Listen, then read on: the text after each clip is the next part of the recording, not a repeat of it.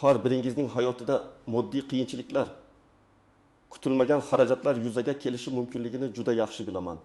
Ayniqsa, bahor fasli yangi imkoniyatlar bilan birga ko'pincha qo'shimcha yuklamalarni ham olib keladi. Qishdan chiqqandan keyingi ta'mirlash ishlari, bolalarning maktab yoki bog'cha xarajatlari, dehqonchilik yoki tadbirkorlikni boshlash uchun boshlang'ich mablag'lar, bularning barchasi haqida o'ylayotganda davlat tomonidan ko'rsatiladigan yordam naqadar muhim ekanligini anglab yetamiz. Ammo bu yordamni qanday olish kerak? Qayerdan boshlash kerak? Eng muhimi, hozirgi kunda, ya'ni bahor faslida aynan qanday o'zgarishlar yuz berdi va bu o'zgarishlar sizning foydangizga qanday ishlashi mumkin?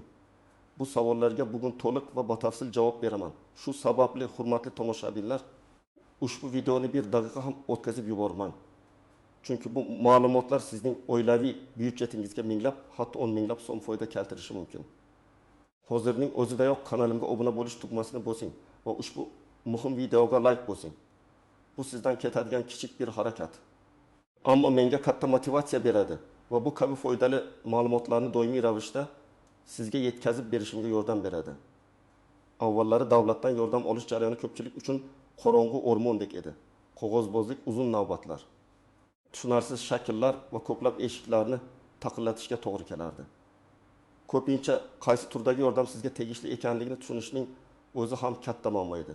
Misol uchun, oddiy bir ijtimoiy nafaqa olish uchun siz mahalla qo'mitasidan boshlab tuman ijtimoiy ta'minot bo'limiga qadar bir nechta joyga borishingiz, har biridan turli xil ma'lumotnomalar yig'ishingiz, ularni ko'paytirib bir nechta papkaga joylashingiz kerak edi. Bu jarayon bir necha haftani, ba'zida esa oylarni ham olishi mumkin edi. Har bir idorada o'z navbatida alohida talablar bo'lib, ular ko'pincha bir-biriga mos kelmasdi. Bu esa fuqarolarning sarson-sargardon bo'lishiga olib kelardi. Eng yomoni, barcha harakatlaringizga qaramay, rad javobini olish ehtimoli ham yuqori edi. Chunki talablar aniq belgilab berilmagan yoki o'zgarib turardi. Shuningdek, inson omili sababli subyektiv qarorlar qabul qilish holatlari ham uchrab turardi. Natijada ko'plab fuqarolar davlat yordamini olishdan umidini uzardi va o'z muammolari bilan yolg'iz qolardi. Bu holat albatta aholining ijtimoiy adolatga bo'lgan ishonchiga putur yetkazardi. Endi esa vaziyat tubdan o'zgardi. Prezidentimiz tomonidan olib borilayotgan islohotlar natijasida, ayniqsa ijtimoiy himoya sohasida bahor faslidan boshlab juda muhim va amaliy o'zgarishlar joriy etildi. Eng asosiy o'zgarishlardan biri bu murojaat qilish jarayonining raqamlashtirilishi va soddalashtirilishi. Endi ko'plab subsidiya va nafaqalar uchun ariza berish jarayonini MyGov.uz portali orqali, ya'ni yagona interaktiv davlat xizmatlari portali orqali uydan chiqmasdan amalga oshirish mumkin. Bu nafaqat vaqtingizni tejaydi, balki korrupsiya xavfini ham sezilarli darajada kamaytiradi. Avvalgidek bitta xizmat uchun 5-10 ta turli idoradan ma'lumotnoma yig'ishga hojat yo'q. Aksariyat ma'lumotlar endi davlat organlari o'rtasida elektron tarzda almashinadi. Masalan, sizning daromadlaringiz haqidagi ma'lumotlar soliq idorasidan, oilaviy tarkibingiz haqidagi ma'lumotlar FHDYO bo'limlaridan, mol mulkingiz haqidagi ma'lumotlar esa kadastr organlaridan avtomatik ravishda olinadi. Sizdan faqat asosiy ma'lumotlarni kiritish talab etiladi. Bu esa jarayonni ancha tezlashtiradi va soddalashtiradi. Shuningdek, bahorgi o'zgarishlar subsidiya va nafaqalarning maqsadli yo'naltirilishiga urg'u beradi. Ya'ni, avvallari umumiy qoidalar asosida berilgan bo'lsa, endi har bir murojaatchining individual sharoitlari, ehtiyojlari va oilaviy ahvoli chuqur tahlil qilinadi. Bu bir tomondan haqqoniy yordamga muhtoj bo'lganlarning uni olish imkoniyatini oshiradi. Boshqa tomondan esa noto'g'ri foydalanishlarning oldini oladi. Masalan, kommunal to'lovlar uchun subsidiya berish tizimida katta o'zgarishlar bor. Oldin belgilangan miqdorda yordam berilgan bo'lsa, endi bu sizning energiya resurslaridan foydalanish samaradorligingizga, uy-joy sharoitingizga va oilangizning real ehtiyojlariga qarab belgilanadi. Energo samaradorlikka erishgan oilalar uchun qo'shimcha imtiyozlar ham joriy etilmoqda. Bu shuni anglatadiki, siz nafaqat yordam olasiz, balki energiyani tejash orqali ham o'z hissangizni qo'shasiz va bu uchun rag'batlantirilasiz. Bu o'zgarishlarning asosiy maqsadi har bir so'm davlat yordami eng muhtoj oilalarga eng to'g'ri va samarali yo'l bilan yetib borishini ta'minlashdir. Endi esa eng muhim qismga, ya'ni bahorgi yangilanishlar sizning hayotingizga qanday ta'sir qilishini batafsil tushuntirishga o'tamiz. Avvalo, shuni bilishingiz kerakki, markaziy o'zgarish ijtimoiy himoya yagona reyestri deb ataluvchi tizim bilan bog'liq. Bu tizim endi davlat yordamiga muhtoj oilalar va shaxslar haqidagi barcha ma'lumotlarni yagona bazada to'playdi va qayta ishlaydi. Bu orqali har bir shaxsning yoki oilaning ijtimoiy holati, daromadlari, mol-mulki va ehtiyojlari yanada shaffofroq tarzda aniqlanadi. Bu degani avvallari qog'ozda bo'y, lekin amalda yordamga muhtoj bo'lgan oilalar uchun endi adolatliroq baholash tizimi ishga tushdi. Bu tizim ularning real sharoitini inobatga oladi. Birinchi va eng katta guruh bu ijtimoiy nafaqalar va moddiy yordam oluvchilar. Bu guruhga bolalar nafaqasi, kam ta'minlangan oilalarga moddiy yordam va yakka yolg'iz yashayotgan keksa fuqarolarga beriladigan yordamlar kiradi. Bahordan boshlab bu yo'nalishdagi mezonlar ancha aniqlashtirildi. Agar avvallari asosan rasmiy daromadga e'tibor berilgan bo'lsa, endi oilaning real turmush sharoiti, oilada nogironligi bor shaxslarning mavjudligi, surunkali kasalliklarga chalingan a'zolarning tibbiy xarajatlari ham hisobga olinadi. Masalan, Farhod akaga o'xshash vaziyatdagi oilalar juda ko'p. Farhod aka pensiyada, xotini esa uy bekasi.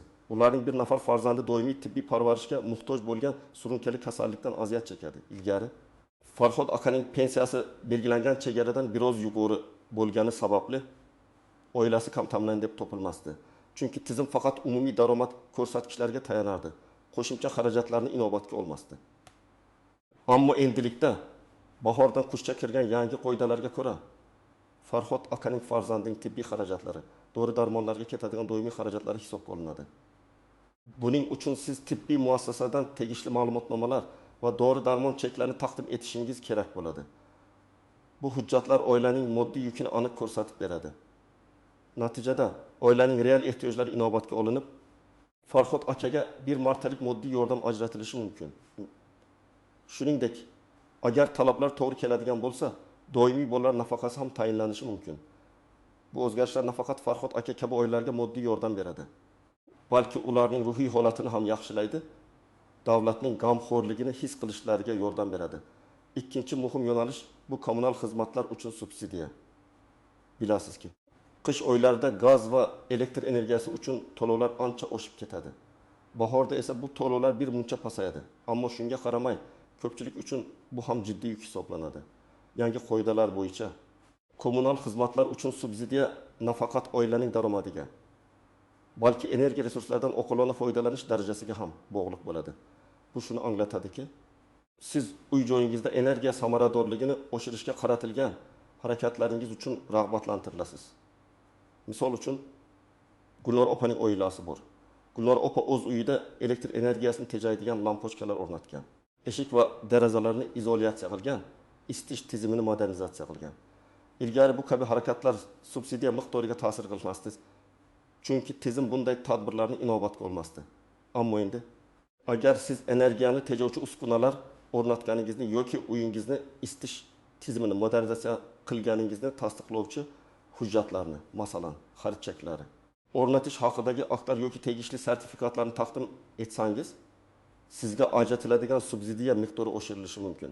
Hatto ayrim hollarda bunday tadbirlarni amalga oshirish uchun davlatdan kichik miqdorda maqsadli subsidiya olish imkoniyati ham paydo bo'ldi. Bu sizning uyingizni yanada qulay va tejamkor qilishga yordam beradi. Shu bilan birga oilaviy byudjetingizga sezilarli darajada foyda keltiradi.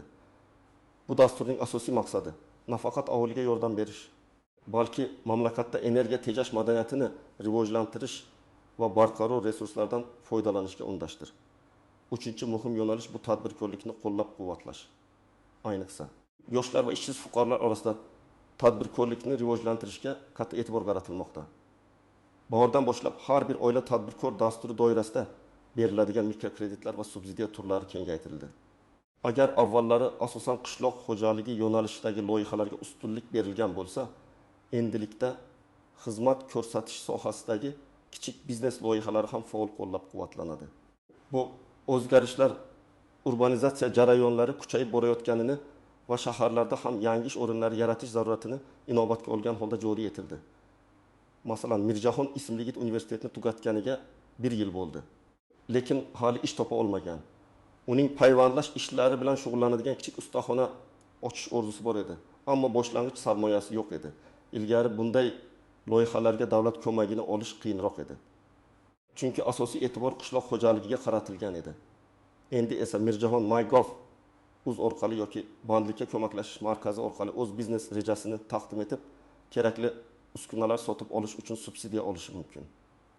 Bu subsidiya faqat uskunalar xaridini qoplashi, balki dastlabki ijara to'lovlarini yoki tadbirkorlik faoliyatini boshlash uchun zarur bo'lgan boshqa xarajatlarni ham qisman qoplashi mumkin. Bunday yordam ayniqsa ijtimoiy ehtiyojmand oilalarning farzandlariga, ayollarga va chekka hududlarda yashovchi fuqarolarga beriladi. Bu orqali nafaqat shaxsiy tadbirkorlik rivojlanadi, balki oilalarning moddiy ahvoli yaxshilanib, ishsizlik darajasi kamayishiga ham xizmat qiladi. Kim xavotir olish kerak? Birinchi navbatda o'zining real daromadlarini yashirib, norasmiy ish bilan shug'ullanib, shu orqali davlat yordamidan foydalanmoqchi bo'lgan shaxslar. Endi ijtimoiy himoya yagona reyestri orqali ma'lumotlar turli bazalar bilan integratsiya qilinganligi sababli bunday holatlar osongina aniqlanishi mumkin. Bu tizim soliq idoralari, banklar, kadastr va boshqa tegishli organlarning ma'lumotlarini avtomatik tarzda taqqoslaydi. Shuningdek, qog'ozbozlik va navbatlarsiz elektron xizmatlardan foydalanishga ko'nikmagan.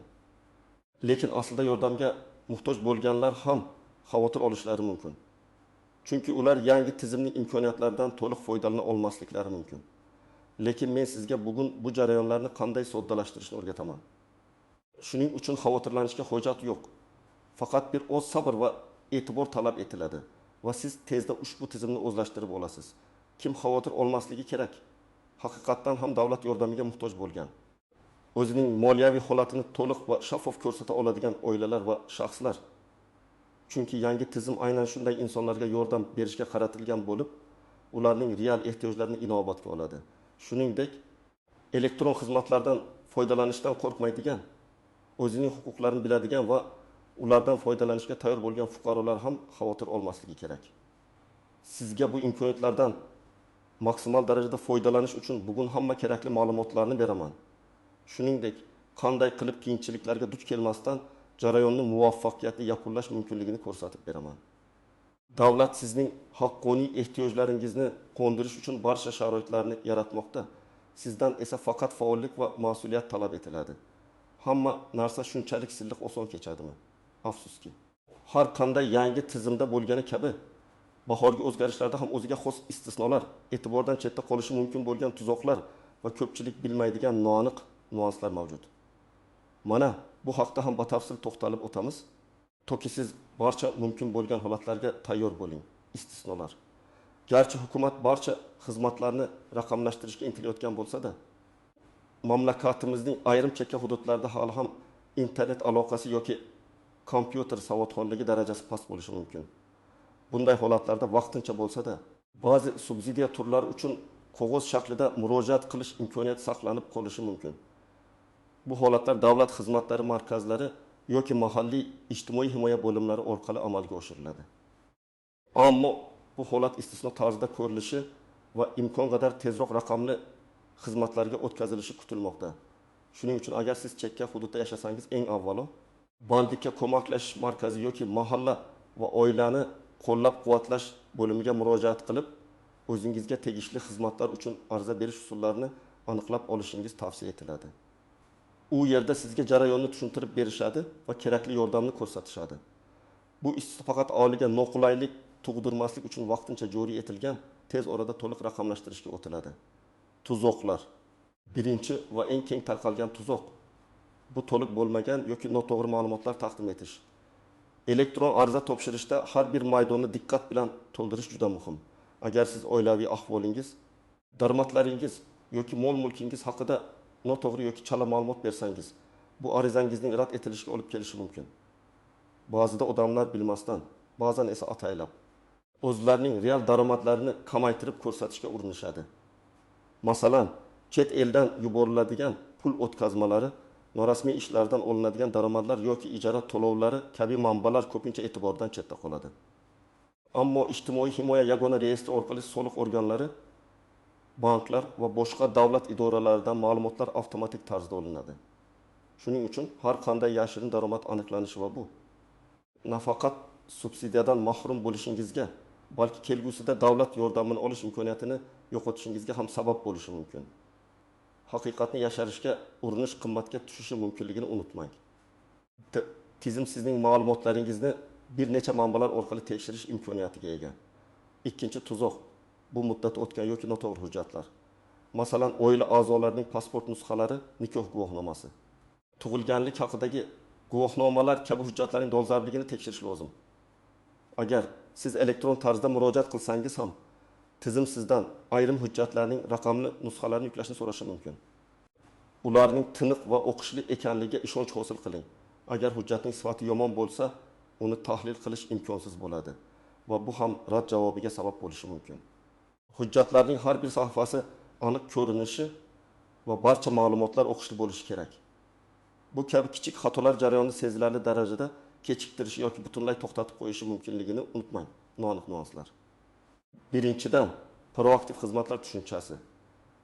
Yangi tizim ba'zi holatlarda sizning arizangizni kutmasdan o'zi sizga yordam taklif qilishi mumkin. Bu ayniqsa og'ir nogironligi bor shaxslar, chin yetimlar yoki juda og'ir turmush sharoitida qolgan oilalar uchun dolzarb. Agar siz ijtimoiy himoya yagona reyestrida zaif toifaga kirsangiz, sizga tegishli nafaqalar yoki yordamlar haqida SMS xabar orqali xabar berilishi va hatto avtomatik tarzda tayinlanishi mumkin. Shuning uchun telefoningizga keladigan davlat xizmatlari bilan bog'liq xabarlarga e'tiborli bo'ling. Ba'zida odamlar bunday xabarlarni reklama deb o'ylab e'tibor bermasliklari mumkin, lekin bu siz uchun muhim imkoniyat bo'lishi mumkin. Ikkinchidan, rad javobini olganingizda nima qilish kerak? Agar sizga subsidiya yoki nafaqa berish rad etilsa, tushkunlikka tushmang. Sizning har qanday rad javobini apellyatsiya qilish huquqingiz bor. Buning uchun rad javobining sababini aniqlashtiring va qo'shimcha dalillar yoki hujjatlar bilan qayta murojaat qiling. Ko'pincha rad javobi ba'zi hujjatlarning yetishmasligi yoki ma'lumotlardagi xatoliklar sababli beriladi. Siz bu kamchiliklarni bartaraf etib, qayta ariza topshirishingiz mumkin. Bu jarayonni ham MyGov, Uz orqali yoki bevosita ijtimoiy himoya agentligining hududiy bo'limlariga murojaat qilib amalga oshirish mumkin.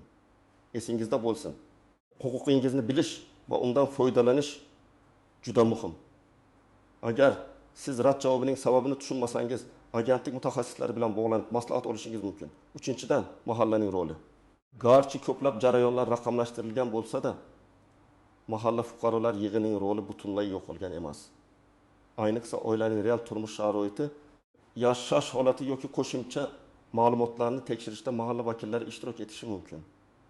Mahalla ijtimoiy agentlikning mahalliy ko'zi hisoblanadi. Ular oilaning real ahvolini, qo'shimcha daromad manbalarining mavjudligi yoki yo'qligini, uy-joy sharoitini tekshirishda yordam berishlari mumkin. Ammo ularning qarori endi yakuniy va o'zboshimchalik bilan qabul qilinmaydi. Ularning xulosalari umumiy ma'lumotlar bazasiga kiritiladi va tizim tomonidan boshqa ma'lumotlar bilan birgalikda tahlil qilinadi. Bu degani mahalladagi tanish-bilishlik yoki adolatsizlik holatlari endi minimallashtiriladi. Shaffoflik oshgani sari haqiqatdan ham yordamga muhtoj bo'lganlar ushbu yordamni olish imkoniyatiga ega bo'ladilar. Chunki har bir qaror xolis ma'lumotlarga asoslanadi. Demak, barcha shu muhim ma'lumotlarni eshitdingiz. Endi esa amaliy harakatlarga o'tish vaqti keldi. Minglab so'm mablag'ni qo'lga kiritishingiz uchun sizdan qanday aniq qadamlar talab qilinishini batafsil tushuntirib beraman.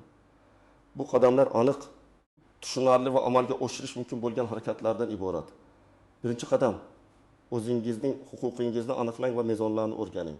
Avvalo, sizga aynan qaysi turdagi subsidiya yoki nafaqa tegishli bo'lishi mumkinligini aniqlab olishingiz kerak. Buning uchun ijtimoiy himoya agentligining rasmiy veb-saytiga kiring yoki MyGov.South. Uz portaldagi ijtimoiy himoya bo'limini o'rganing. U yerda har bir subsidiya turining mezonlari, kimlarga berilishi va qanday shartlar talab qilinishi aniq ko'rsatilgan. Saytda ko'plab ma'lumotlar sodda va tushunarli tilda bayon etilgan. Agar internetdan foydalanishda yoki ma'lumotlarni tushunishda qiynalsangiz, ijtimoiy himoya agentligining bepul ishonch telefoniga qo'ng'iroq qiling. Raqami 1006 deng. Bu raqam orqali sizga malakali mutaxassislar barcha savollaringizga javob beradi va qaysi turdagi yordam sizga mos kelishini aniqlashga yordam beradi. Qo'ng'iroq qilishdan oldin oilaviy tarkibingiz, daromadlaringiz va muammongiz haqida umumiy ma'lumotlaringizni tayyorlab qo'ying. Bu suhbatni samaraliroq qiladi. Ikkinchi qadam, kerakli hujjatlarni to'plang Bu eng muhim qadamlardan biridir. Hujjatlaringizning to'liq va tartibli bo'lishi arizangizning tez ko'rib chiqilishini ta'minlaydi. Umumiy qilib aytganda, sizga quyidagi hujjatlar kerak bo'lishi mumkin. Pasport nusxasi, oila a'zolarining barchasi uchun, ayniqsa 16 yoshdan oshganlar uchun. Nikoh guvohnomasi, agar mavjud bo'lsa, agar ajrashgan bo'lsangiz, ajrim haqidagi guvohnoma, farzandlaringizning tug'ilganlik haqidagi guvohnomalari. Oilaning har bir ishlaydigan a'zosining oxirgi 12 oy yoki 6 oylik daromadlari haqida ma'lumotnoma ish joyidan. Bu ma'lumotnoma ish haqi, mukofot pullari va boshqa daromadlarni aks ettirishi kerak. Agar siz ishsiz bo'lsangiz, bandlikka ko'maklashish markazidan ishsizlik maqomini tasdiqlovchi ma'lumotnoma, rasmiy ro'yxatdan o'tganingizni tasdiqlovchi hujjat.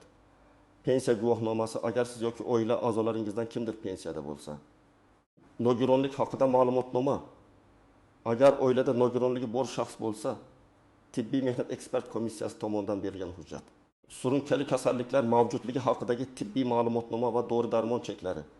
Agar oilada shunday kasalliklar bo'lsa, bu yangi bahorgi qoidalarda juda muhim davolanish xarajatlarini tasdiqlovchi hujjatlar. Kommunal xizmatlar uchun to'lov qog'ozlari. Agar siz kommunal subsidiya uchun murojaat qilayotgan bo'lsangiz, oxirgi oylardagi to'lov cheklari. Agar siz energiyani tejovchi uskunalar o'rnatgan bo'lsangiz, ularning cheklari yoki sertifikatlari. Bu ham subsidiya miqdorini oshirishi mumkin. Masalan, energiya tejovchi lampalar, derazalar, isitish tizimining modernizatsiyasi haqida hujjatlar. Mulk huquqi to'g'risidagi hujjatlar, agar mavjud bo'lsa, uy joyga egalik qilish, yer uchastkasiga egalik qilish kabi, bular mol mulkni aniqlash uchun kerak. Bank hisob varag'i raqamingiz, subsidiya puli tushishi uchun. Plastik karta raqamingiz. Bu ro'yxat siz murojaat qilayotgan subsidiya turiga qarab o'zgarishi mumkin. Shuning uchun yuqorida aytib o'tilganidek, birinchi navbatda mezonlarni aniqlashtirib oling. Hujjatlarning asl nusxalari va elektron nusxalarini ham tayyorlab qo'yish maqsadga muvofiq. 3-qadam, elektron raqamli imzoga ega bo'ling va MyGov.uz portalida ro'yxatdan o'ting. Agar sizda hali error bo'lmasa, uni davlat xizmatlari markazlaridan osongina olishingiz mumkin. Bu sizning elektron imzoingiz bo'lib, u orqali siz davlat organlariga hujjatlarni qonuniy kuchga ega tarzda taqdim etishingiz mumkin. Xuddi qog'ozdagi imzo kabi. Olish uchun pasportingiz va tegishli to'lov kvittansiyasi bilan davlat xizmatlari markaziga murojaat qilishingiz kifoya. Odatda bu bir kun ichida hal bo'ladi. Olgandan so'ng MyGov.uz portaliga kiring va shaxsiy kabinetingizni yarating. Bu jarayon juda oddiy va intuitivdir. Saytda ro'yxatdan o'tish tugmasini bosib, kalit faylingizni yuklab, shaxsiy ma'lumotlaringizni kiritishingiz kerak bo'ladi. Agar qiyinchilikka duch kelsangiz, davlat xizmatlari markazlaridagi mutaxassislar sizga yordam beradi. Ular hatto sizning o'rningizga kabinet ochib, orqali kirishni ham ko'rsatib berishlari mumkin. 4-qadam. Onlayn ariza topshiring. MyGov.uz portaliga kirib, ijtimoiy himoya bo'limini tanlang. Keyin sizga kerakli subsidiya turini toping.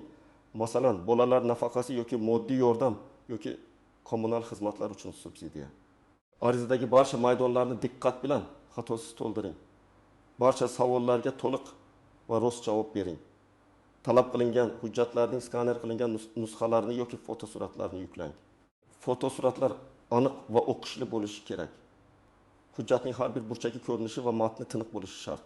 Agar sifat yomon bo'lsa, arizangiz rad etilishi mumkin. Arizani yuborishdan oldin barcha ma'lumotlarni bir marta yana tekshirib chiqing. Ayniqsa, bank hisob varag'i raqamingizni 2 marta tekshiring. Chunki pul noto'g'ri raqamga tushib qolishi mumkin. Elektron raqamli imzoingiz bilan arizani tasdiqlang va yuboring. 5-qadam. Arizangizning holatini kuzatib boring. Arizani topshirgan so'ng, siz MyGov.uz saytidagi shaxsiy kabinetingiz orqali uning holatini kuzatib borishingiz mumkin. Arizangizning qaysi bosqichda ekanligi ko'rib chiqilmoqda. Qo'shimcha ma'lumotlar talab qilinmoqda, tasdiqlandi, rad etildi ko'rsatib turiladi. Agar qo'shimcha ma'lumotlar talab qilinsa, tizim sizga xabar beradi. Bu jarayon odatda 15 kundan 30 kungacha davom etadi. Qayta aloqa uchun telefon raqamingizni to'g'ri ko'rsatganingizga ishonch hosil qiling. Chunki sizga SMS yoki qo'ng'iroq orqali xabar berilishi mumkin. Xabarlarga e'tiborli bo'ling va o'z vaqtida javob bering. 6-qadam. Rad javobini olgan taqdiringizda shikoyat qiling. Agar arizangiz rad etilsa, tushkunlikka tushmang. Rad etish sababini aniq tushunib oling. Agar siz rad javobi noo'rin deb hisoblasangiz, yuqorida aytib o'tilgandek, rad javobini apellyatsiya qilish huquqingizdan foydalaning. Qo'shimcha hujjatlar yoki dalillar bilan qayta murojaat qiling yoki ijtimoiy himoya agentligining hududiy bo'limlariga shaxsan murojaat qiling. Ba'zan kichik bir tushunmovchilik sababli ham rad javobi berilishi mumkin. Shuning uchun tushkunlikka tushmasdan harakat qiling va o'z huquqlaringizni himoya qiling. Agar sizning holatingiz murakkab bo'lsa, yuridik maslahat olishdan ham tortinmang. Davlat xizmatlari markazlarida bepul yuridik maslahatlar ham beriladi. Unutmang, davlat sizga yordam berishga tayyor. Ammo siz ham bu jarayonda faol ishtirok etishingiz, talab qilingan barcha qoidalarga amal qilishingiz va ma'lumotlarni to'g'ri taqdim etishingiz kerak. Bu minglab so'm pullar sizning qo'lingizda. Faqat ozgina harakat va e'tibor talab qilinadi. Aziz do'stlar, bugun sizga davlat tomonidan taqdim etilayotgan minglab so'mlik subsidiyalar va nafaqalarning bahoriga yangi o'zgarishlar doirasida qanday qilib o'zingizga olishingiz batafsil mumkinligini batafsil tushuntirib berdim. Esingizda bo'lsin. Davlat sizning yonida va sizga yordam berishga tayyor. Faqat siz bu imkoniyatlardan to'g'ri va samarali foydalana bilishingiz kerak. Eski qog'ozbozlik va murakkab jarayonlar endi o'tmishda qoldi. Hozirda barcha jarayonlar soddalashtirilgan va raqamlashtirilgan bo'lib, sizning vaqtingizni qadrlaydi va harakatlaringizni minimallashtiradi. Shunday ekan, o'zingizning huquqlaringizni bilib oling va ulardan to'liq foydalaning. Bu sizning oilaviy byudjetingizga sezilarli yordam beradi va hayotingizni yengillashtiradi. Agar sizda bu mavzu bo'yicha savollar bo'lsa yoki siz ham davlatdan subsidiya olgan bo'lsangiz, o'z tajribangizni izohlarda yozib qoldiring. Sizning fikringiz va tajribangiz boshqalar uchun juda foydali bo'lishi mumkin. Bir-birimizga yordam berish bu bizning jamiyatimizning kuchidir. Ushbu videoni do'stlaringiz va oila a'zolaringiz bilan bo'lishishni unutmang. Zero bu ma'lumot ko'pchilikning hayotini yaxshilashga yordam beradi. Va nihoyat, agar video siz uchun foydali bo'lgan bo'lsa, albatta like bosing va kanalimga obuna bo'ling. Chunki men doimiy ravishda siz uchun eng muhim va dolzarb masalalar bo'yicha ma'lumotlarni taqdim etishda davom etaman. Shu jumladan kelgusida ham davlat tomonidan beriladigan yangi imkoniyatlar va imtiyozlar haqida birinchilardan bo'lib xabar beraman. Kelgusi videolarda ko'rishguncha omon bo'ling.